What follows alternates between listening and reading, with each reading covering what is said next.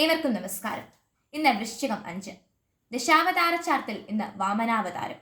അതീവ പ്രതാപശാലിയും പരാക്രമശാലിയുമായ മഹാബലി എന്ന അസുരരാജാവിനെ കീഴ്പ്പെടുത്തുവാൻ വേണ്ടി ഭഗവാൻ നാരായണൻ സ്വീകരിക്കുന്ന അവതാരമാണ് വാമനാവതാരം.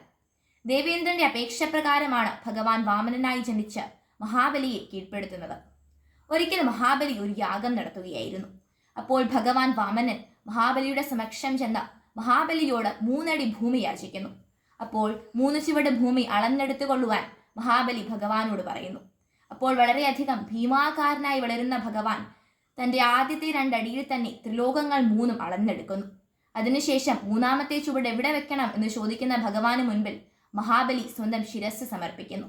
ഇത് കണ്ട് അതീവ പ്രീതനായി തീർന്ന ഭഗവാൻ മഹാബലിക്ക് സുതലം എന്ന അതീവ സുന്ദരമായ ലോകം നൽകുകയും സുതലത്തിൽ ഭഗവാൻ സ്വയം മഹാബലിയുടെ കാവൽക്കാരനായി നിലകൊള്ളുകയും ചെയ്തു. ഭഗവാന്റെ അനുഗ്രഹ കടാക്ഷങ്ങൾ നമുക്ക് ഓരോരുത്തർക്കും ഉണ്ടാകട്ടെ എന്ന് പ്രാർത്ഥിച്ചുകൊള്ളുന്നു. നമസ്തേ.